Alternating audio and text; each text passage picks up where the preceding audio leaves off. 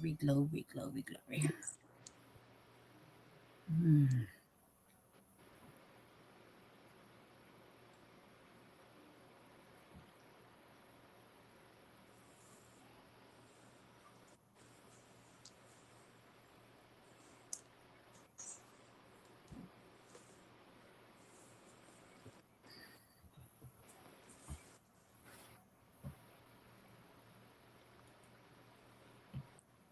Mm.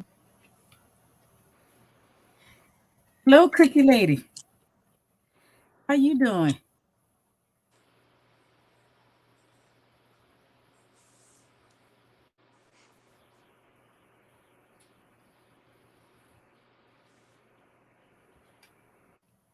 Good evening, Minister Moore.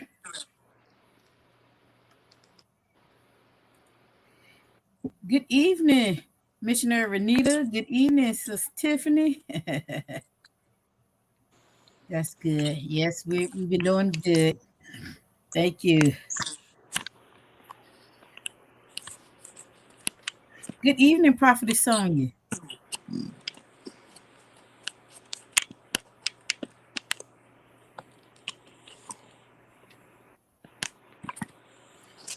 If you haven't already, if you don't mind inviting and sharing for me, let them know that we're on.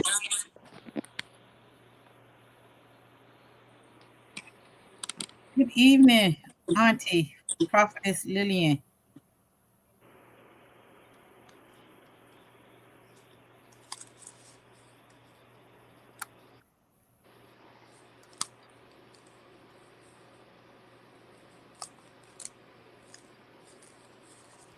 Good evening, good evening, good evening. We're going to get started in a few more seconds. Good evening.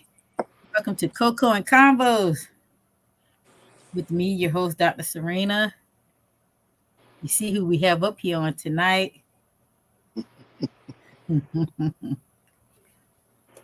Let them know we're on. Let them know we're here.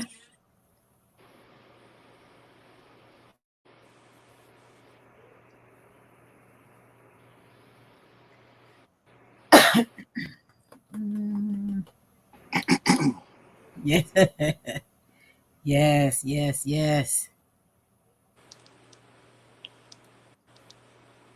yes. We're excited to be. We're excited that you all are joining us on tonight for another segment of Coco and Convos. We're excited.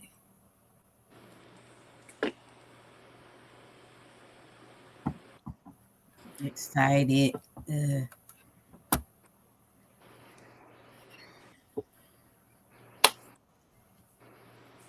yes, come on in. Come on in. If you haven't already, invite, share, tag. I try to do much as I could on my end. But if you all can invite, share, thank you for those that have already done so.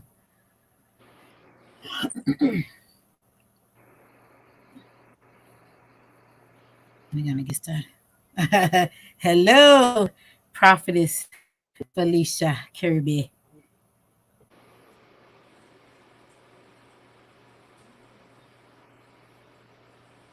Hello, hello, hello, hello, hello.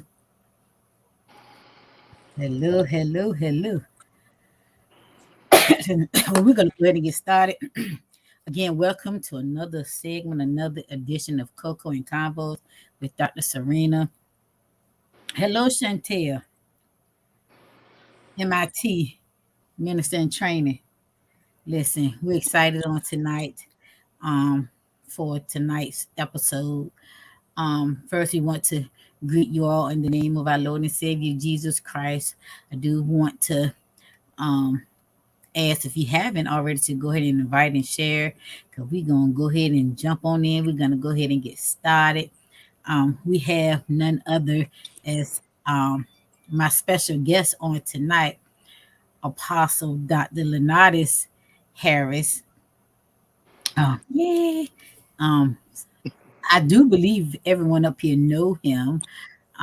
He is the pastor of Holy Temple Church for the last 38 years. Yes. 38 years. He's a man of God, a praying man, a man of wisdom. Um, he's a father. He's a grandfather. He's a great grandfather. He's not just a father to his children, but he's a father to many. And he's also my husband. And so on tonight, we just want to have a conversation with you all about marriage. We want to talk about the fact that there is life after divorce. Um, Prophet Sonia saying hi to you. He can't see the comment Yeah. you all, so sorry. I just have to tell him he can't see him on his end. Yeah. However, he do greet each and every one of you. Um, and so again on tonight we're talking about marriage, um, about what we have. Hello, Shandija. About what we have experienced um, during our time of being married. Um, this is my second marriage and his third. I am the third wife. And a lot of times after divorce, people think that there is, hello, Prophet Shanae. Some people think that there's no hope, okay, that is it. But there is life after divorce. And what we endeavor to do, we want to take what we learned, the lessons that we learned from our previous marriages, and utilize them so that we won't make the same mistakes and the same errors in our next. And what we have to keep in mind, we don't want, good evening, Prophetess Ina, we don't want to make our next pay for the sins or the mistakes of our ex.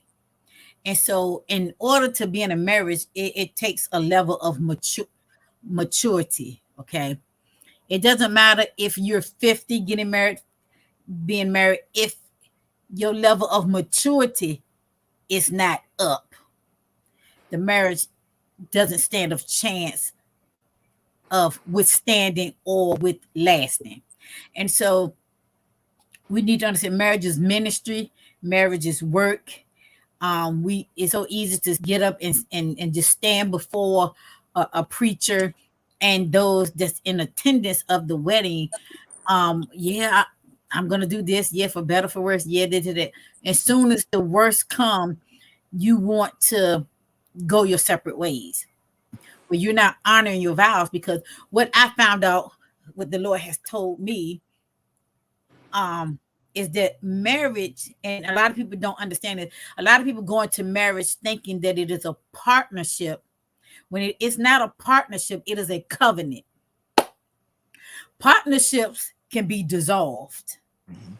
but covenants are not broken, are not easily broken. Covenant means if he or if my husband is acting crazy, I still I'm still going to do my part. Now, I'm not going to be privy to his craziness. I'm not going to be in agreement with his craziness, but I'm going to do my part as a wife. I'm not going to um just say forget it. I'm just yet forget. I'm not praying for him. I'm not doing that for him. No, no, no. That's not covenant. I'm still going to cover him in prayer, and I can cover him and not even be talking to him, because I'm not praying to him, I'm praying to the Father. But I'm still gonna cover him in prayer. I'm still, if I'm gonna if I'm fixing dinner, I'm still gonna fix him a plate. And some people may think, well, you're kissing his tail. No, no, no, no. I'm in covenant. Okay, I'm in covenant. I don't get to act crazy because he's acting crazy, because we are in covenant, and I still am required to do my part. I can't tell God, well, God, he was mad at me. He won't talking to me, so I won't talk to him. God is not going to hold me accountable for what he does. He's going to hold me accountable for what I do. So when people go into marriage with that concept, okay, then they understand that, first of all, the enemy is going to fight you. It's going to try to come against you in your marriage because he doesn't, God honors marriages. And so whatever God honors, the enemy dishonors. So he's going to try to fight you in that. And so I would tell anybody to keep God as the center of your marriage. Again, I've been married before, and in my marriage, when I got married, I was not saved. I got saved, I want to say 9 months after we got married. And I really went through for 15 years. 13 years, I'm sorry, for 13 years, I really went through. And I'm not saying some things that I shouldn't have done, because it absolutely was. I see some things that I should have done. There's some things I could have done different. You know, even when he was acting out of sorts, I still, as a wife, but I didn't know how. I had nobody to teach me. I had nobody to tell me. I had nobody to model that type of marriage in front of me, or nobody to wise counsel. So, I didn't understand that I still was required to still cover my spouse in prayer, you know, because prayer makes a difference. Either God gonna fix it or he's gonna get you out of it. One or the other. Right. Okay, he's gonna fix it or he's gonna get you out of it. He's gonna remove it. Okay. And what we want to happen is we want the will of God to be done. Just because you're married, I want to say this, then I'm going to give it to Apostle, but I'm just speaking now because the Holy Ghost is talking in my ear. So that's why I'm talking now, because the Holy Ghost is talking in my ear. We need to understand that every marriage is not of God. That's right. The vows say what God has joined together. Excuse me, all marriages God has not joined together. It said what God has joined together, let no man put asunder. All people, just because somebody's married doesn't mean that they were joined by God. That's right. And I'm going to tell you why I say that. Because there are 70-year-old men marrying 13-year-old girls. Right. God ain't sanctioned that. Okay. Marriages are between a husband and a wife. And anything else, God didn't put that together. Okay. It's not God. So all marriages, God didn't put together. So you got to know, okay, did God put this marriage together, or I put this marriage together? Right. It said, what God has joined together, let no man put asunder. So in a marriage, you have to use wisdom. You have to understand that it's a ministry. You have to minister to your spouse. It takes work, okay?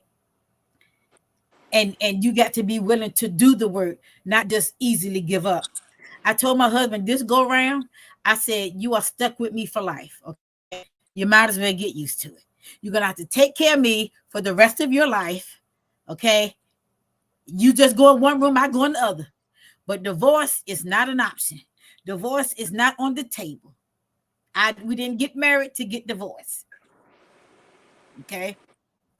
Both of us, it's not going to be acting crazy at the same time. If you acting crazy, then I got to have a level head. If I'm acting crazy, then you're going to have a level head. Okay. And so when you have that type of mindset, then your marriage can withstand. Okay. So I just want Apostle just to tell a little bit of his testimony. He has a phenomenal testimony. And can't nobody tell your testimony like you can tell your testimony. Okay. I can tell his testimony, but he can tell his own testimony. Good evening, Cleo. And so at this time, I'm just going to want Apostle to come forth and just talk about, how we got to the point, how we arrived at me being the third wife. I already told y'all how he ended up being the second husband. There was abuse, and I'm like this. You even have to watch how you counsel people. Let Apostle go. Because you don't know how much somebody can take. Okay. Now, physical abuse. Yeah, I would tell you, you remove yourself. Please remove yourself. Remove yourself. Okay. From there, anything else, I feel like it can be worked out. I feel like anything else can be worked out. But the physical abuse, no, we're not going through that. No.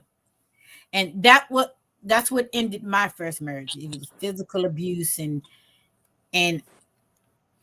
when it got to the point where you're gonna try to force me to be in a menage a trois, no, we're not doing that. I share my money, I share my food with you, I share my drink with you. But one thing I'm not gonna do is share my husband knowingly. We're not doing that. Okay.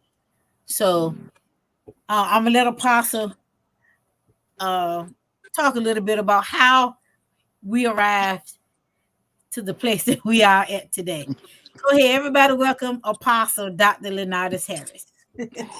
Well, good evening, Dr. Serena Harris, and to each and every one in Radio Land. I do have a story to tell. Um, when I got married the first time, I planned to stay married until death do you part. Uh, but in this relationship, I found out that uh, two people has to want to stay married. If one person wants out of the marriage, uh, you do all you can to try to keep it together. If that person wants out, it's just not going to work. And the Lord told me back then that the decision that one person make will and can affect them for the rest of their life. And based on that, I was determined to stay married. I went through, I cried, uh, I worked two jobs trying to pay the bills. A lot of times I had the money for the rent. Sometimes the rent wasn't getting paid. Sometimes money was going somewhere else and not going where it should have gone. Um, I made several trips up and down the highway trying to support my family. It wasn't easy going up and down the highway, um, trying to support my family, trying to make sure that they were taken care of. But I did it to the best of my ability.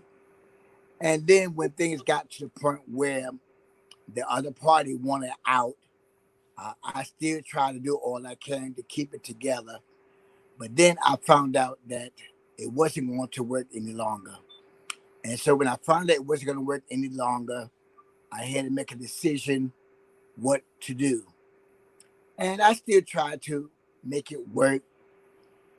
But then the flip side of us, um, I wind up paying child support. And that really hurted me because all these years I loved my family. I supported them. And to have to go to the point of paying child support really, really hurted me. And I paid child support. And while I was paying child support, I lost my home. I lost my cars. I lost everything that I had at that time because at that time when I paid child support, you have to pay that and insurance. And at that time, I was only making $7 an hour. And so working overtime. So everything that I was making was going towards child support. After child support took their money out each week, if I wound up with $60, I did good. And it hurt me. It broke me. I cried uh, because I couldn't understand why I was going through that. Um, I wind up uh, staying in the church. Didn't have nowhere else to go. I stayed in the church. I preached on Sunday morning. Everybody went home. I went in my office, sat in my chair. I cried out to God. I said, God, why me? Why I have to go through this? And the Lord had reminded me when I first came down here, he said there was a lot of things that I'm going to go through with. And I asked the Lord, I said, would it be because I've sinned? He said, no. I said, well, Lord, why do I have to go through this? He said, because I need someone there with personal experience. If you haven't been through anything, you can't tell nobody anything. And so because of that, I went through a lot. As I said again, I lost my home, I lost my cars, uh, even to the point where um, I even lost my job at one time. Went down to social services to get food stamps to take care of my family. Even when I was down there, they denied me because they said I made too much money when I was in New Jersey. But thank God that the former pastor's daughter worked there. She went back in there. She talked to them, and when she came out, I wanted with food stamps to take care of my family. And so as time went on, then I realized it wasn't going to work. So I went and I filed for divorce because I want to be happy, and I could not stay in a relationship if not and not be happy. So I made my decision to get my divorce. So I divorced. After I divorced, um, I went round to marry a second go round. Now, when I got ready to marry the second go round, um, the Lord was dealing with me then and let me know that uh, this wasn't the right one. But my flesh wanted to get married. I didn't want to be single. I didn't want to be lonely. I didn't want to be by myself. Um, Even my sister, I had different people prophesied to me. They didn't know who I was going to marry, but they prophesied and said, the one you get ready to marry is not the one for you. And I laughed and I said to myself, I don't care what they say. I'm gonna marry this person anyway. And I did. And after I married, I went through some changes. I learned some things I didn't know before. And so it was a learning experience. That marriage, I stayed married for 3 years. After that, then I got a letter saying final decree of divorce. I got heard again. That go round, I said, told my daughter, I'm not going to get married no more. I'm done with marriage. That's it. I even got to the point in my Christian walk, I wanted to go back in the world. And the Lord reminded me, he said, son, if you go back in the world, what's going to happen to all those souls that came to Lord by and through you? If they see you giving up and going back in the world, what's going to happen to them? And I cried out to God. I said, God, if you don't help me, I'm not going to make it. And so I had some of the saints praying for me round the clock. And my daughter told me, she said, Dad, get married one more time. This is going to be the right one. And I looked at my daughter. She was 11 years old at the time. I said, baby, I'm not going to get married no more. I'm done with marriage. I feel like I got a road deal with marriage, and it's not going to work. But as time progressed, um, I finally found the right one that God had for me. But when I found that one, different ones asked the question, are y'all planning on getting married? I laughed and she laughed. I said, no, she's not my type. And she said, no, he's not my type. And we was dead on that. We were serious on that. And we just talked and that was it. And one of the mothers walked up, stood in front of us, and she said, I don't care what y'all say. I see y'all get married. So I looked at her and I looked at my wife now and I said, she's not my type. And she said, he's not my type. And we left it like that. And we went on our separate ways. We kept, fellowship, and I would go to her church. She would come to my church and preach. And that was the end of that. But One Tuesday night, she came to my church for Bible study. And when she came in, she sat down on the left hand side. I was on the right hand side. When I turned around and looked at her, uh, something melt between me. And the Lord spoke and said, "That's your wife." And so after that, we began to talk. And I began to tell her what I went through with my previous marriages. We talked, and she told me what she went through with in her marriage. Amen. And we just talked. And after I got my divorce the second go round, and she got her divorce, I asked, I said, "Will you marry me?" And she laughed. And she was on the telephone. She hung up the phone right quick. And her sister said, "You better call that man back. That man is a good man. He loves you." And finally, she said yes. I say that to say this, that when I married her, I told her these words: as long as you're with me, you won't have to worry about anything. I'm going to take care of you to the best of my ability. When I married you, I married your present, your past, and your future. And I've learned a lot in our relationship. I'm not a person to argue. I say what I got to say, and that's it. And so when we married each other, I respect her boundaries. She respected my boundary. She was a woman of God. I dare not fuss at her. I dare not mistreat her because she was God's servant. And I treated her accordingly. I always respected her. I always told her, "I got your back." And this year coming up would be 15 years that we've been married. And I can truly say and think out of 15 years, we might have had maybe one or two arguments, and that was it. But other than that, uh, we have got along with each other through the thick and through the thin. We've been through a lot, but you never know about it because we're always smiling and we work it out. What I got, she got. What she got, I got. We take care of each other. Uh, she's my queen, and I support my queen. I tell her, I say, "I got your back. Anything that you want to do, I got your back. I'm covering you." And because of that, I believe that's why our marriage has worked so good these 15 years, because I've learned her, she learned me. I respect her, she respect me. We don't argue. We say what we got to say to each other, and we're not mad at each other. We just express our ideas, our opinion, and we keep it moving. And because of that, God has really blessed our marriage tremendously. He blessed our children tremendously because her children is my children is her children, and we treat them all equally the same. I don't love one more than the other. I treat them all the same. What I do for one, I do for the others.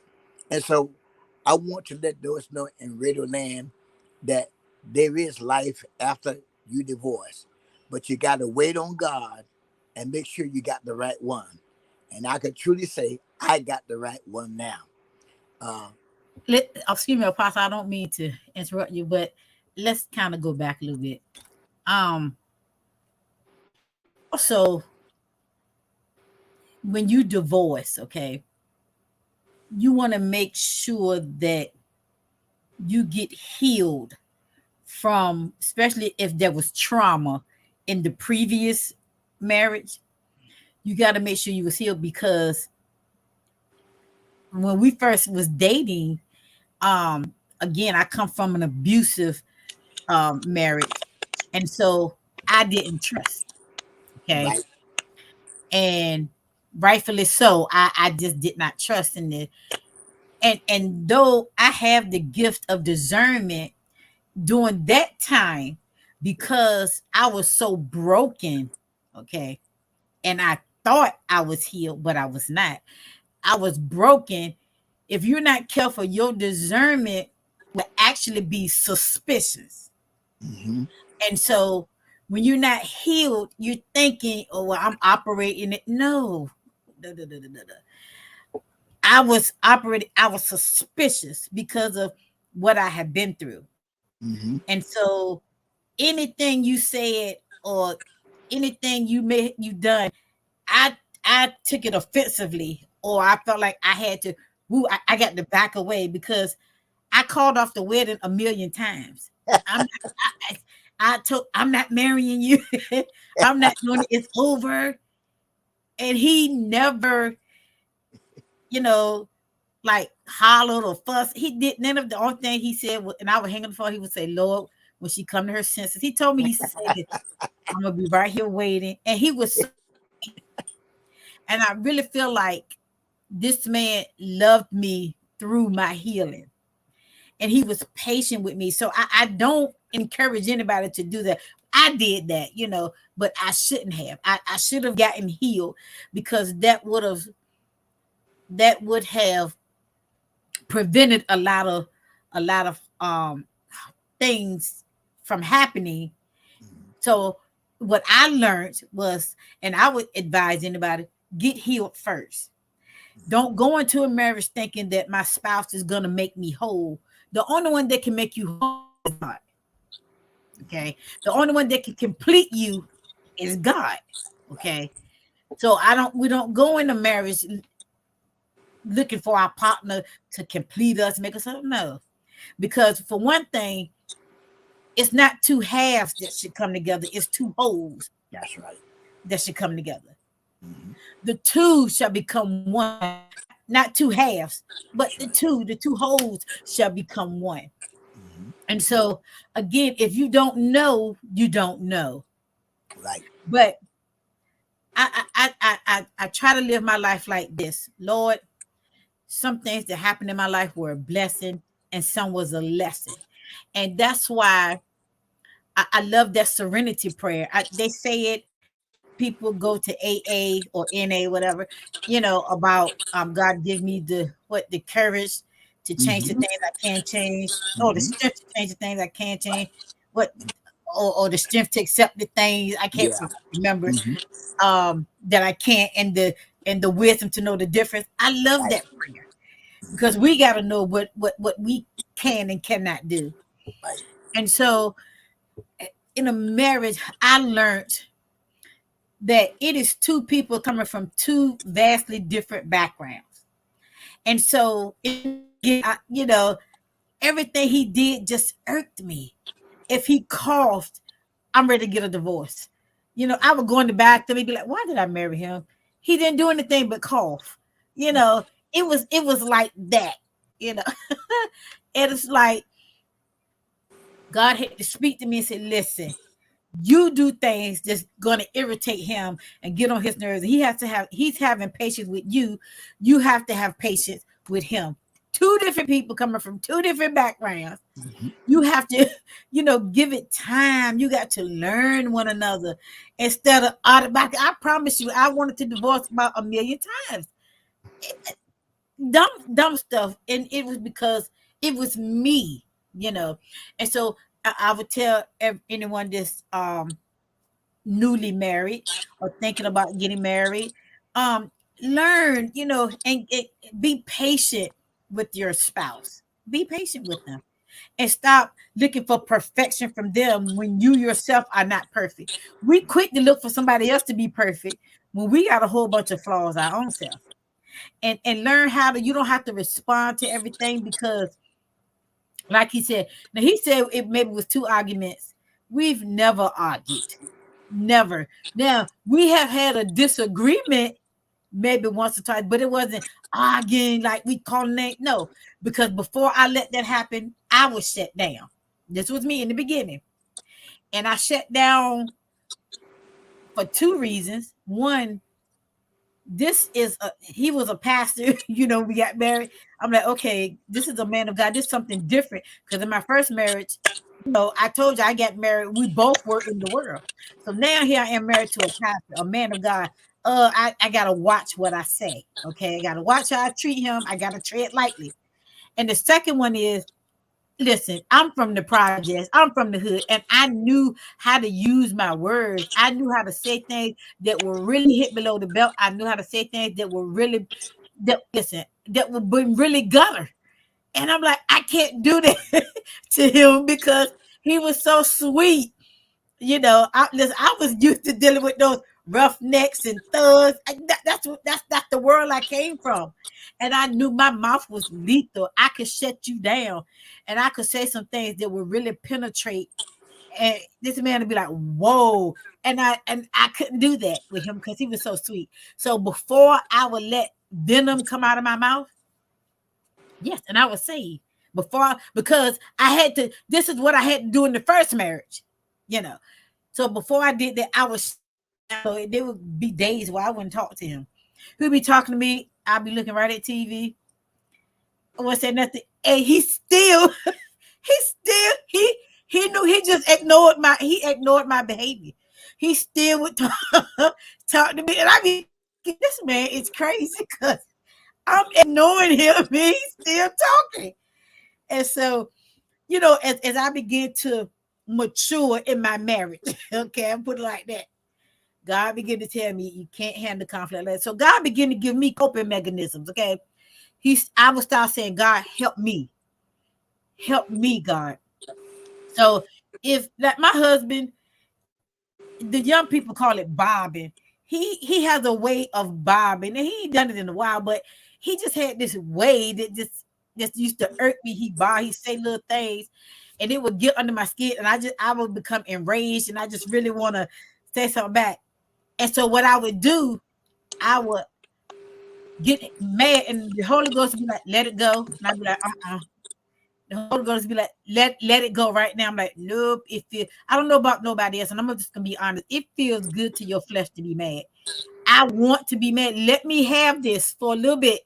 I let it go. Give me an hour because it's feeling really good to my flesh right now to be mad, to have an attitude. So this is just a side note. Let it go quickly because if not, the longer you hold on to the anger, the harder it's going to be to let it go because it really feels good to your flesh. So then I start learning tactics. Even though he said it, I choose to let it go. In some cases, a lot of cases, I didn't even address it. I didn't even acknowledge it. I would act like I didn't hear what he said. I would change the subject, start talking about something else. Now, I done had a whole situation, and he had no clue. He still was driving, still going on by his day. And I'm sitting here, have to redirect my thoughts, having to calm down. And I didn't hear him. But when you love somebody, you don't endeavor to hurt them. And that's how we got to think in a marriage. I love this person. And before I say this out of my mouth, because this is what we need to understand. Once it come out of your mouth, you can't take it back. You can say a million sorry. Take back what you said. And even though the person, your spouse may forgive you, it's going to always be in the back of their mind. So they really think this about me. They had to have thought it, they wouldn't have said it. Okay. And so before you release it out of your mouth, think, wow, I love this person. I don't want to hurt him. It's okay to walk away. It's okay to take a breather. It's okay to go for a walk. It's okay to go in, separate parts of the house. It's okay because I love you that much that I don't want to do anything to hurt you. And that's called maturity. You have to mature in a marriage. When again, the other party is acting crazy and acting ugly, you still be nice to them. And I know that's one of the hardest things in the world. Still be nice. Still be nice. Only light can put out darkness. Okay. They acting ugly. You still be nice. Still bring my plate. Which my husband, he's not like that. He's not a mean person. He's not like that at all.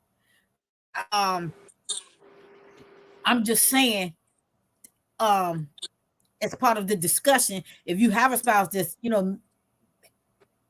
been mean to you or said something to you out the way, you still be nice, still fix them a plate, or still smile, say hello. Don't just ignore. You still, even though on the inside you are enraged, no, just say I'm gonna still do what is right because it is right. And my thing is, and I've always been like this because I used to be a fighter. You don't want nobody to think that that they got the upper hand or you're, like kissing their butt or something. But in a marriage, that doesn't even matter. We won. that doesn't even matter. I'm not in competition with you. Who can say the most mean things to each other? Who can? No, we're one. And when we start thinking like that, I think the marriage has a good shot at lasting. And what I want to say, um, in my first marriage, I learned there's some things. Sometimes marriage it calls for you to sacrifice. Eh, Okay, if your spouse want like certain things because y'all different, so y'all probably have different likes and different tastes, and your spouse wants to go somewhere and you really don't want to go there, but because you love them, you still will go, just spend time with them, and you don't know how that would really bless their whole soul, bless their whole heart, that you know willing to spend time with them in that setting, even though you really don't like it. Because me and my husband, we have different tastes. And we okay now. We have a difference in age difference. Okay, we're 17 years apart. He's 17 years older than me. And so that was one of the things when we got married. I was like, no, I don't want to marry, no older person. That was one of my reservations. And God had to, what happened, we fell in love with each other's spirit. And when you fall in love with the spirit, you can make it. We fell in love with each other's spirit. And so God removed that reservation, that I had. And so that's right. Relationship is all about compromising. Absolutely. We compromise. And so there's a certain type of music he liked that I don't like. Okay. Again, because I'm a little younger, he liked those old Negro spirituals, I call them. And whenever we would go out of town, he put it on those CDs with those old Negro spirituals up there. And I'm like, Lord, I don't want to listen to this. But I stopped. I stopped complaining. I just listened. I even found myself singing along sometimes because that's what he liked, you know? And so it's about compromise. When you love someone, you compromise.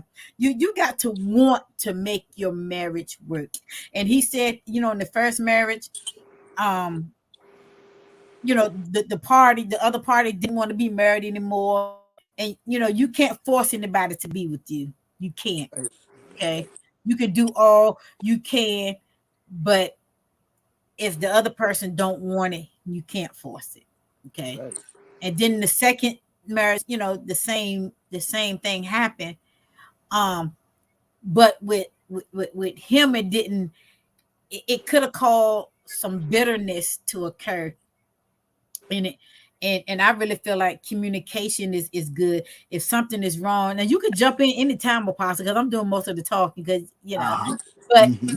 but communication. Would you agree that communication is key? If something is bothering you, talk about it.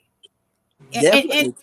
yeah, we should talk about if something is bothering us. We should talk about it, get an understanding, and the other party should listen to, not to respond, but listen to understand. Even if we don't Right. agree, we can agree to disagree. Right. But Right. we Right. want to constantly work on our marriage every every day. You have to work on. So now I guess we've been married a long time now, 15 years, even though they said it wasn't gonna last what a year. You know, Right. well, they were just speaking word curses over our over That's our, right. Sure did. we Sure first did. got married. Oh my goodness. But I just believe that when you work at it, and look at the other person as, no, they're not perfect, and then make sure you take a look in the mirror and say, neither am I. Okay, neither am I. And you work together. A lot of marriage people, when you learn to live your lives together, a lot of married people live their lives separately. Okay, and I say this: you they do nothing together. They don't do anything together. You don't even know that they're together, but they're married. They live two separate lives completely. No, we are married. We are as one. When you win, I win. Okay, when you go up, I go up. If you're not careful, a lot of competition the enemy would try to competition Yep. to Yep. rise up between husband and wife. And Yep. by both of us being in the ministry, both of us being pastors, we're not jealous of one another. We're one Nope. another's biggest supporters. Yep. We one another biggest. If ain't nobody else hollering, I'm hollering. And I learned to respect him. I listen. I know how to separate the pastor from the husband, and a lot of times in the early times of our marriage, in the beginning stages, when I would be mad at my husband, I talk to my husband. We'll ride to church quiet because I'm not talking. We get in there, he started preaching. You better preach. You better preach, apostle. I'm the bad one hollering. When we get back in the car to go home, I'm not talking to my husband again. I, I knew how to separate the two. I'm supporting my leader. After you come down, you husband again, you know. But I thank God on we don't have those issues. That we really don't. We're not just saying that we don't. Our children will tell you they've never, all of our children,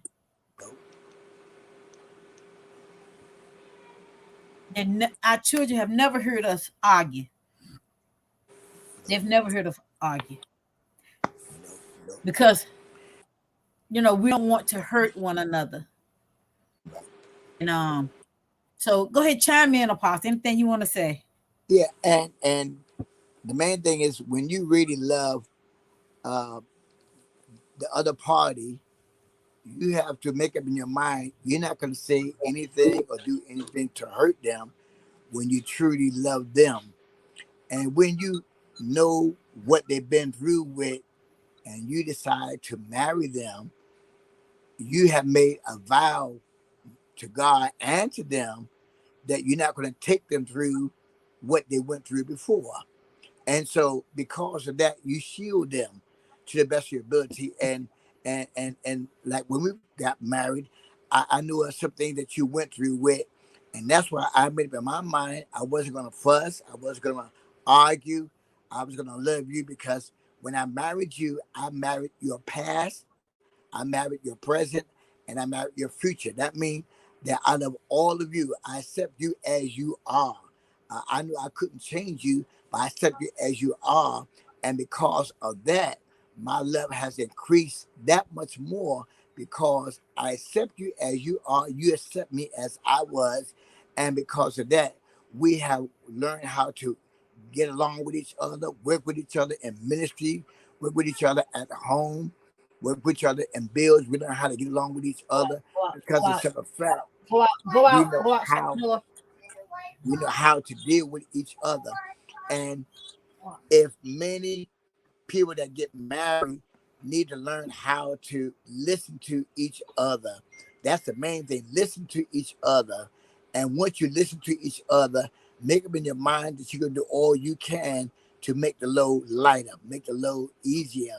And because of that, your marriage can work that much longer. You can get further down the road because you love each other in spite of what anybody says.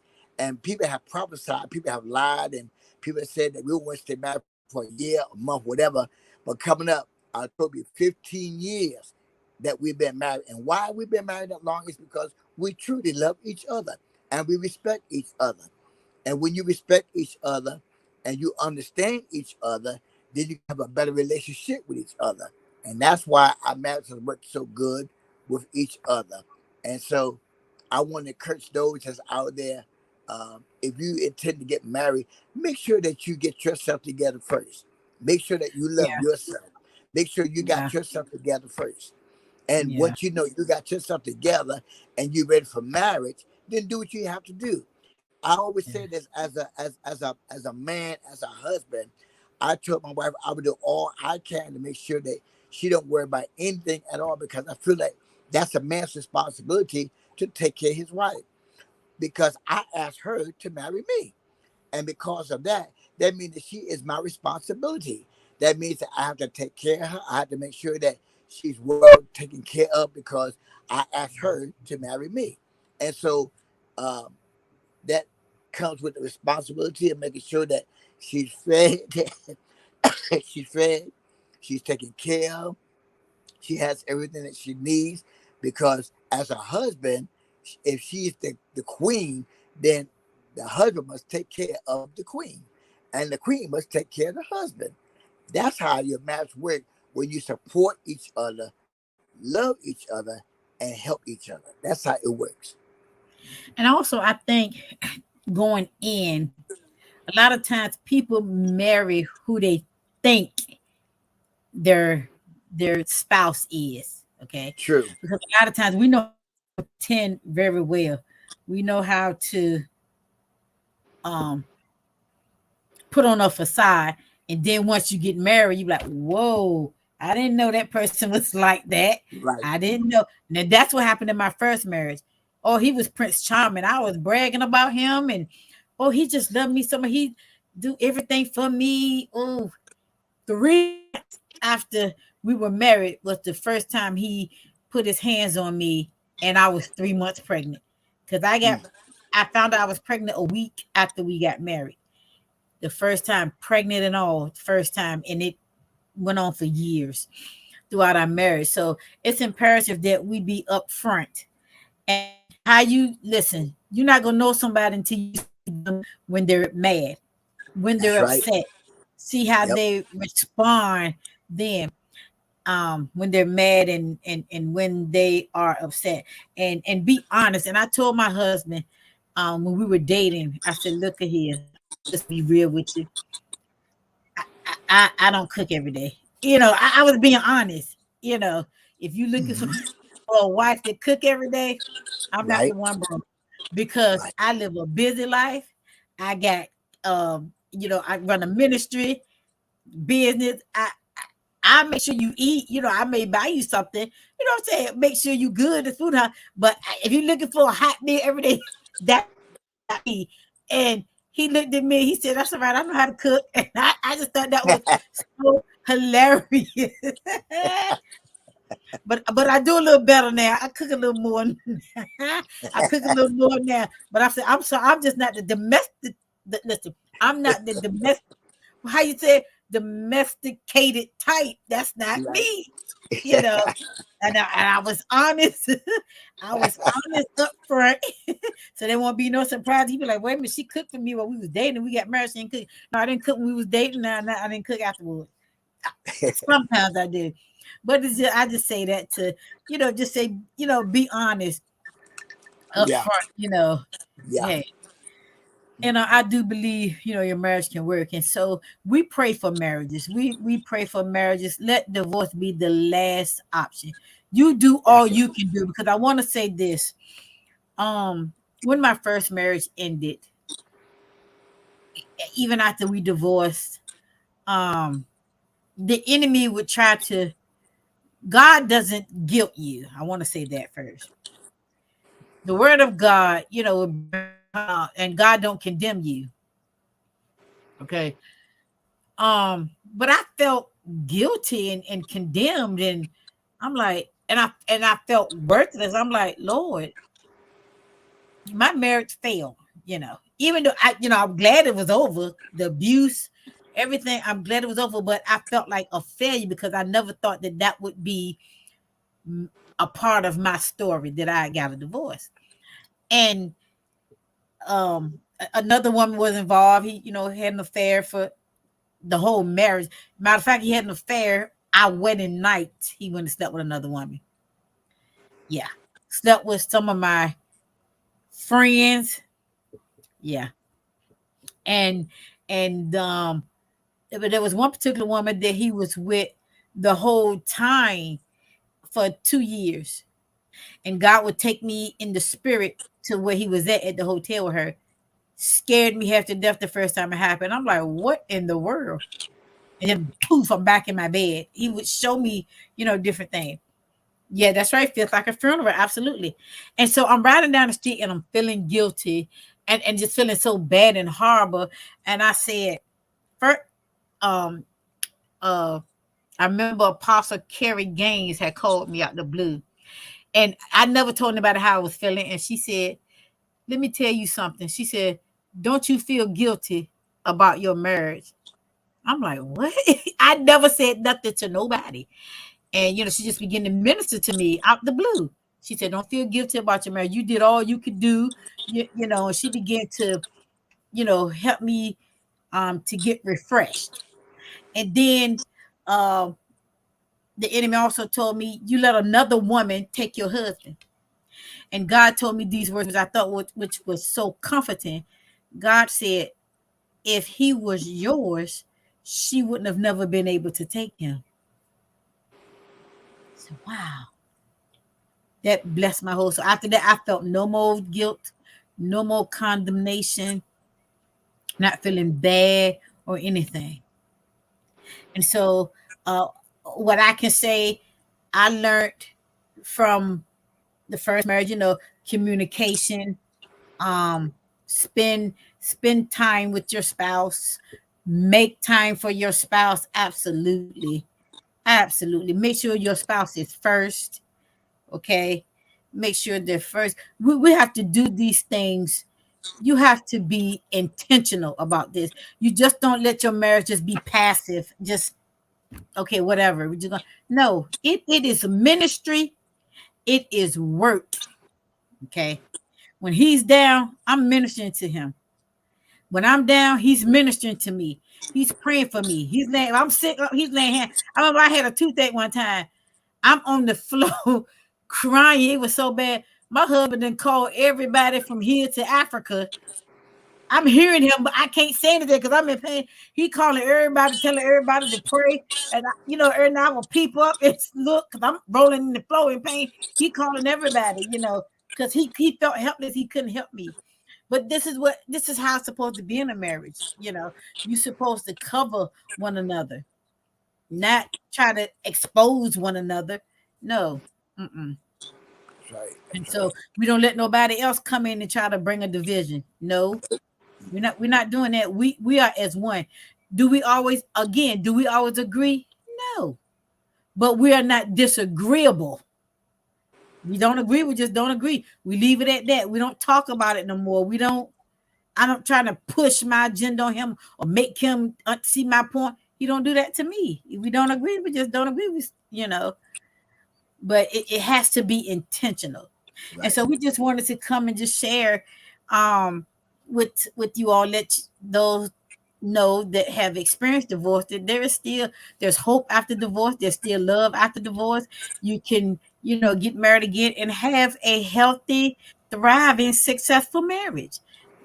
Is it going to be without issues and problems? No, because you're going to be fought in it, especially if it's God ordained. Mm-hmm. But together, united, you stand. You fall is when you become divided. That's good right there. You fall when you two are divided. But if you stay united, you'll stand. Mm-hmm. You'll stand and you'll be able to weather the storms that come. And make sure you put each other first. And so I just want to thank you, Apostle, for being a guest on tonight. I thank you for sharing some of your wisdom with our viewers on tonight. You keep saying Radio Land, but it's viewers, baby. It's viewers. See, I keep him, it's viewers. And so I love it because we balance each other out. He used to be real slow. I used to be real fast. But now I've slowed down and he's sped up. So we balance each other out. He's very neat. My husband, oh my God, he is really, really, really neat.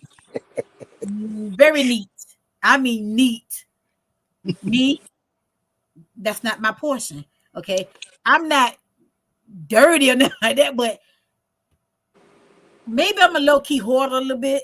I don't know. I'm not neat. Okay. And it's okay. It's okay. I thank God for his neatness.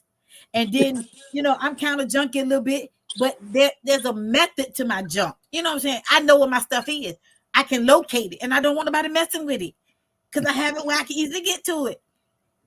And so we just balance each other out. And so that's what it's supposed to be. When I'm weak, he's strong. When he's weak, I'm strong.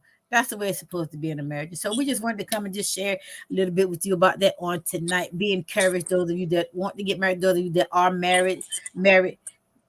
Be intentional with your spouse. Make sure you let them know that you love them all the time. Make sure you spend time with them. Make sure that you let them know and let them feel like they matter, like they are important, like they are first, like they are number one. My husband, he know I tell him all the time, every day I love him. We always tell each other, I want you to know, not just from my words, but from my actions, from my deed, everything. And so we just wanted to share with you on tonight. Thank you, Apostle, You're welcome. again for being a guest. Thank you all for tuning in on tonight, listening to us. And y'all, my birthday is July 19th. I just want to throw that out there. My 29th birthday again. Stop it. Stop it. Stop it. The Bible said, as a Hmm. man thinketh, Yeah, that's what the Bible says. my 29th birthday again Hmm. is on July 19th. So we love you all. Thank you so much. And we'll see you next time on Coco and Convos. Be blessed.